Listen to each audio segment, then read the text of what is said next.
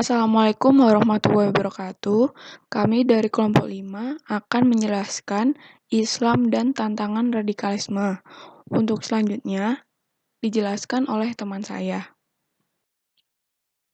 Saya Ugo Fajari Pawanto akan menjelaskan Islam agama yang sempurna. Agama Islam adalah agama yang dibawa oleh Nabi Muhammad SAW. Dengan agama inilah Allah menutup agama-agama sebelumnya. Allah telah menyempurnakan agama ini bagi hamba-hambanya.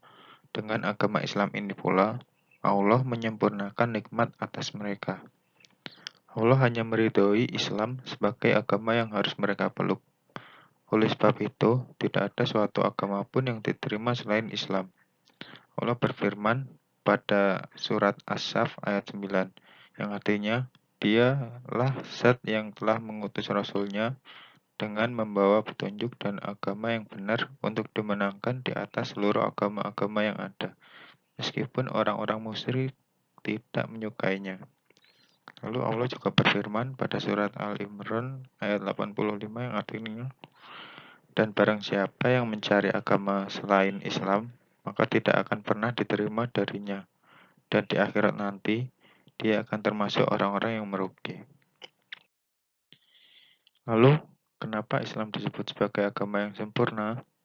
Karena Allah telah berfirman bahwa pada surat Al-Maidah ayat 3 yang artinya, pada hari ini telah aku sempurnakan untukmu agamamu, dan telah aku cukupkan kepadamu nikmatku, dan telah aku ridhoi Islam sebagai agamamu.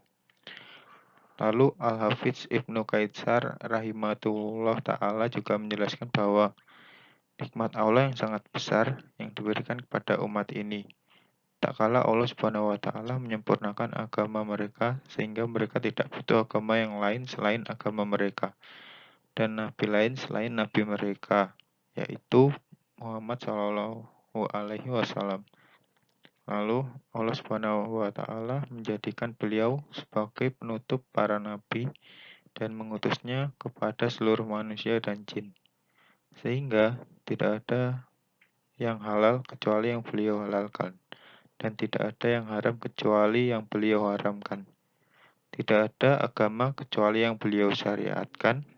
Semua yang dikabarkan adalah hak dan tidak ada kebohongan serta tidak ada pertentangan sama sekali. Allah Subhanahu wa taala juga berfirman pada surat Al-An'am ayat 6 yang artinya bahwa dan telah sempurna kalimat Rabbmu itu Al-Quran sebagai kalimat yang benar dan adil.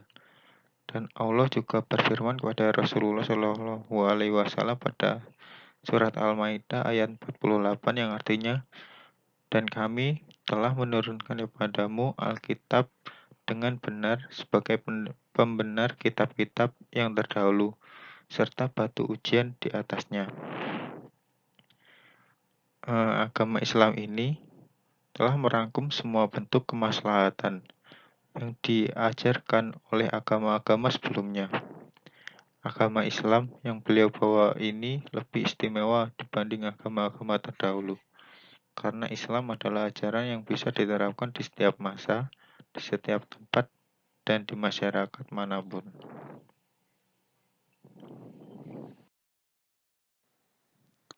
Islam memerangi kekerasan dan ketidakmanusiaan. Agama dewasa ini bukan lagi berperan dalam memberikan nilai-nilai moral mengenai mana yang baik dan buruk, namun juga telah membawa kepada sebuah alasan untuk melegitimasi berbagai tindakan kekerasan. Parameter yang dapat menunjukkan hal ini adalah maraknya tindakan terorisme atas nama agama dan perang agama yang juga berpotensi untuk terjadi di Indonesia. Dalam pandangan Islam, tindakan anarkis atau kekerasan hukumnya adalah haram dan terlarang. Karena hal itu mendatangkan berbagai macam fitnah dan huru-hara di tengah-tengah masyarakat. Selanjutnya ada kekerasan dan ketidakmanusiaan. Untuk definisinya sendiri, kekerasan adalah suatu keadaan di mana seseorang melakukan tindakan yang dapat membahayakan secara fisik, baik terhadap diri sendiri, orang lain maupun lingkungannya. Ketidakmanusiaan adalah tidak mencerminkan sifat-sifat manusia. Kekerasan dan ketidakmanusiaan menjadi tidak sesuai dengan ajaran Islam karena cara yang digunakan biasanya bersifat revolusioner, dalam arti meniadakan nilai-nilai yang ada secara drastis dan memaksa kehendak secara sepihak dengan diikuti aksi-aksi yang ekstrim. Legitimasi kekerasan agama dalam konteks Islam misalnya dapat disimak dalam beberapa konsep yang terangkum dalam doktrin berikut. 1. Ada jihad. 2. Konsep dakwah sebagai ideologi pengislaman dunia. 3. Konsep unitas Islam sebagai entitas agama politik. 4. Konsep dan polarisasi Dar al-Islam dan Dar al-Harb. Islam tidak mengajarkan kekerasan, justru Islam mengajarkan kasih sayang. Islam mengajarkan pula kelembutan dan tanda kasih sayang. Dari Aisyah radhiyallahu anha, Rasulullah SAW bersabda, yang artinya, sesungguhnya sikap lemah lembut tidak akan berada pada sesuatu, melainkan ia akan menghiasinya dengan kebaikan. Sebaliknya, jika lemah lembut itu dicabut dari sesuatu, melainkan ia akan membuatnya menjadi buruk. Hadis riwayat Muslim nomor 2594. Perkenalkan, nama saya Muhammad Rizky Ramadan dan saya akan menjelaskan tentang Islam sebagai agama yang damai dan mengutamakan keadilan. Kita sebagai seorang Muslim pastinya telah memahami bahwa agama Islam merupakan agama yang menjunjung tinggi perdamaian dan keadilan. Oleh karena itu, berikut dapat kami sampaikan bagaimana ajaran Islam terkait dengan perdamaian dan keadilan. Yang pertama, damai. Sebelumnya, kami sampaikan bahwa kata Islam sendiri berhubungan dengan kata perdamaian. Kata Islam secara harfiah memiliki arti damai, selamat, penyerahan diri, tunduk, dan patuh. Islam adalah kata yang berasal dari bahasa Arab, yaitu sailama yang dimadarkan atau diambil menjadi Islaman yang berarti damai. Lalu, kata damai ini memiliki banyak arti. Arti kedamaian berubah sesuai dengan hubungan kata dengan kalimatnya. Lalu, kata damai ini memiliki banyak arti. Arti kedamaian berubah sesuai dengan hubungan kata dengan kalimatnya. Perdamaian sendiri dapat menunjuk ke persetujuan untuk mengakhiri perang atau suatu kondisi tiadanya perang. Damai juga dapat diartikan dengan sebuah keadaan tenang, seperti keadaan yang mendukung kegiatan tidur maupun meditasi. Dan yang terakhir, arti kata damai sendiri dapat berupa gabungan dari beberapa arti sebelumnya. Dilihat dari arti damai itu, konsep dari damai membawa konotasi yang positif. Tidak ada perseteruan ataupun konflik dan dapat diartikan juga tidak adanya kekerasan. Sehingga dari pemahaman kata damai, dapat kita simpulkan bahwa agama Islam merupakan agama yang mengajarkan umatnya untuk cinta damai, menghindari peperangan, kekerasan maupun kekacauan. Berikut firman Allah yang menekankan kita untuk condong atau berseru pada kedamaian. Wa in janahu lisalmi fajnah laha wa tawakkal 'alallah. Innahu huwas sami'ul alim. Yang menurut Abu Hasan Al-Mawardi dalam tafsir Al-Mawardi menjelaskan bahwa ayat ini memiliki 3 sudut pandang dan mengarah pada satu kesimpulan, yakni kita haruslah senantiasa berupaya untuk membumikan nilai-nilai perdamaian, persatuan, dan kehidupan yang harmoni. Lalu ada keadilan. Adil artinya kesesuaian atau keseimbangan di antara hak dan kewajiban. Dengan kata lain, keadilan adalah keadaan bila setiap orang secara sesuai memperoleh apa yang menjadi hak dan kewajibannya. Jadi, berbeda dengan pembagian secara rata, melainkan pembagian dilakukan dengan menyesuaikan proporsional kebutuhan. Lawan keadilan atau disebut dengan ketidakadilan merupakan salah satu sumber konflik dan kekerasan, di mana hal ini merupakan sifat yang tidak terpuji dan haram untuk dilaksanakan. Ketidakadilan ini sering menimbulkan kesenjangan dalam masyarakat, sehingga menimbulkan konflik seperti perpecahan, iri, dan dengki. Lalu, sebagai umat muslim yang taat, hendaknya kita menjunjung tinggi nilai dan prinsip keadilan. Perilaku adil sendiri tidak membedakan antara musuh dengan sahabat, karena keadilan didasarkan pada ketidakberpihakan atau netral, dan didasarkan juga pada hukum yang telah ditetapkan. Berikut merupakan firman Allah Quran Surat Al-Ma'idah ayat 8. Ya ayyuhalladzina amanu kunu qawwamina lillahi syuhada'a bil qist wa la yajrimannakum syana'anu qaumin ala alla ta'dilu aidilu wa aqrabu littaqwa wattaqullah innallaha khabirum bima ta'malun.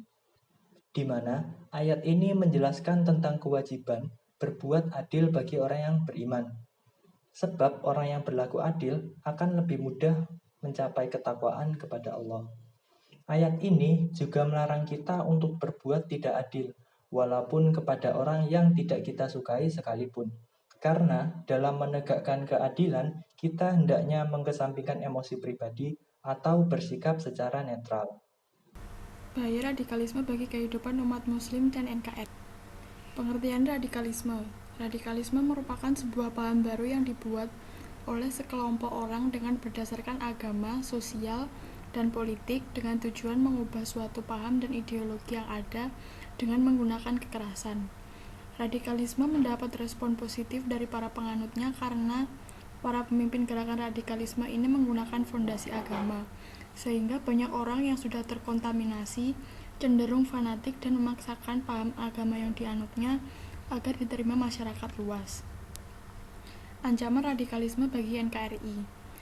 Paham radikal dan paham khilafah menjadi bermasalah di Indonesia karena memaksakan kehendak kepada semua orang untuk mendirikan negara atas dasar agama tertentu. Pemaksaan tersebut tidak sesuai dengan keadaan masyarakat Indonesia yang majemuk. Secara demografis, Indonesia terdiri dari berbagai macam ras dan etnis. Secara geografis, letak wilayah Indonesia tersebar dan membentuk kepulauan. Secara sosiologis, kehidupan bangsa Indonesia sejak dahulu telah mengajarkan sikap toleransi. Oleh karena itu, jangan sampai dirusak oleh paham-paham ekstremisme dan radikalisme. Ancaman radikalisme bagi agama Islam. Banyak yang menyangka bahwa radikalisme adalah bagian dari ajaran Islam.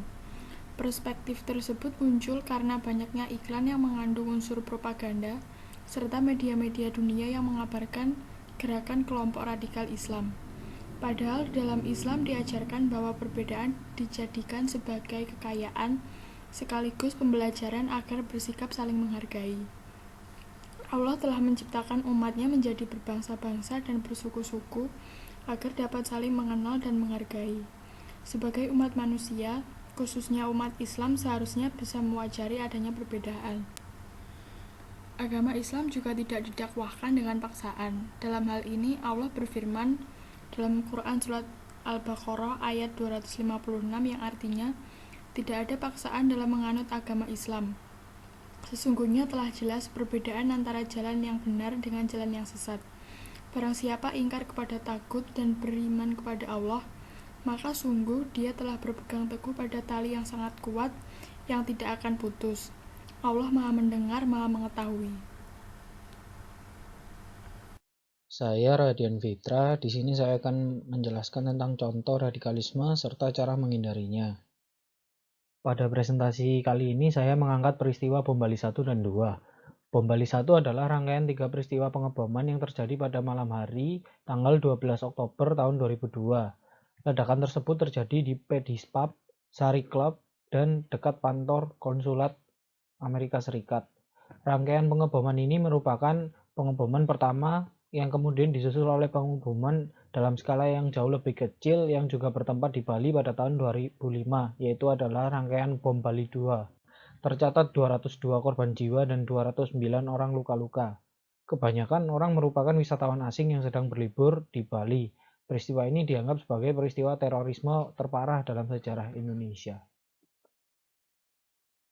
Serangan ini merupakan serangan dari jaringan teroris Jamaah Islamiyah, sebuah organisasi yang berhubungan dengan Al-Qaeda. Al-Qaeda sendiri adalah suatu organisasi paramiliter fundamentalis Islam Sunni yang salah satu tujuan utamanya adalah mengurangi pengaruh luar terhadap kepentingan Islam. Al-Qaeda sendiri digolongkan sebagai organisasi teroris internasional oleh beberapa negara dan juga PBB.